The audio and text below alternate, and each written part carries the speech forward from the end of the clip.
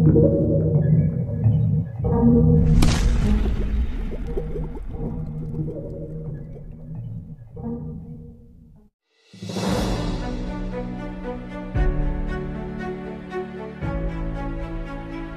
pembangunan jalan tol Jogja-Bawen terus berlanjut di wilayah Kabupaten Magelang. Namun proses pengadaan tanah masih menyisakan pekerjaan panjang, terutama untuk tanah kas desa. Tercatat lebih dari 300 bidang TKD yang masih menunggu izin pelepasan dari Gubernur Jawa Tengah. Pejabat pembuat komitmen pengadaan tanah jalan tol Jogja-Bawen Muhammad Fajri Nukman menjelaskan, penggantian TKD tidak bisa langsung dilakukan karena memerlukan sejumlah tahapan administratif. Alur pelepasan tanah kas desa dimulai dari musyawarah desa untuk menentukan nilai ganti rugi. Setelah kesepakatan diperoleh, pemerintah desa harus mengajukan izin pelepasan ke Bupati Magelang, yang kemudian diteruskan ke Gubernur Jawa Tengah untuk mendapatkan persetujuan akhir. Begitu izin pelepasan dari Gubernur terbit, PPK akan ajukan pencairan ke Lembaga Manajemen Aset Negara. Setelah itu, Elman akan mentransfer dana ganti rugi ke rekening kas desa. Dana tersebut nantinya dikelola langsung oleh pemerintah desa bersama Badan Permusyawaratan Desa melalui musyawarah untuk mencari dan membeli tanah pengganti sesuai ketentuan bahwa tanah kas desa tidak boleh berkurang luasnya. Dari ratusan bidang TKD terdampak di Kabupaten Magelang, Fajri menyebut baru Desa Pabelan yang telah menerima pembayaran uang ganti kerugian. Menyusul kemudian Desa Bojong karena telah mengantongi izin pelepasan dari Gubernur Jawa Tengah. Sementara desa-desa lain masih berproses di tingkat bupati. Proses ini memerlukan kehati-hatian agar sesuai dengan aturan pengelolaan aset desa, termasuk memastikan tanah pengganti layak dan tidak menimbulkan sengketa di kemudian hari.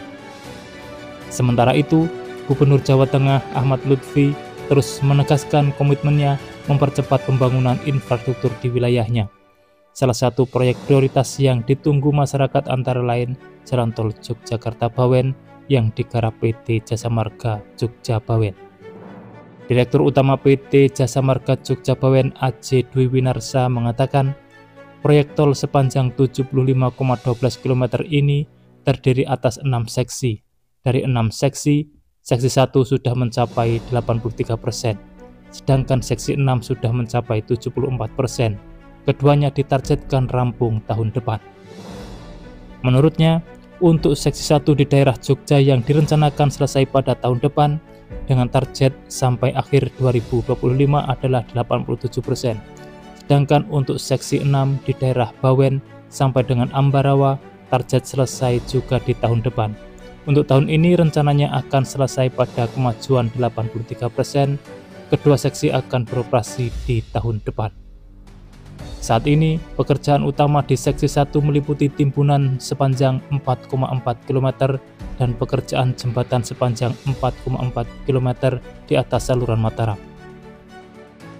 Sementara di seksi 6, pengerjaan timbunan tengah dikerjakan di Simpang Susun Ambarawa, termasuk konstruksi jembatan dan tiang pancang sepanjang 1,8 km.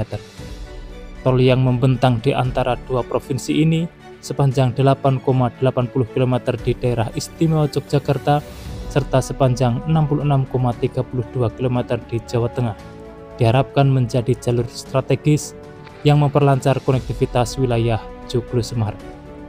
Setelah tol beroperasi penuh, waktu tempuh dari Yogyakarta ke Semarang maupun sebaliknya diperkirakan hanya sekitar 1 jam saja. Tol ini bukan hanya mempersingkat perjalanan, tapi juga menawarkan panorama pegunungan yang indah.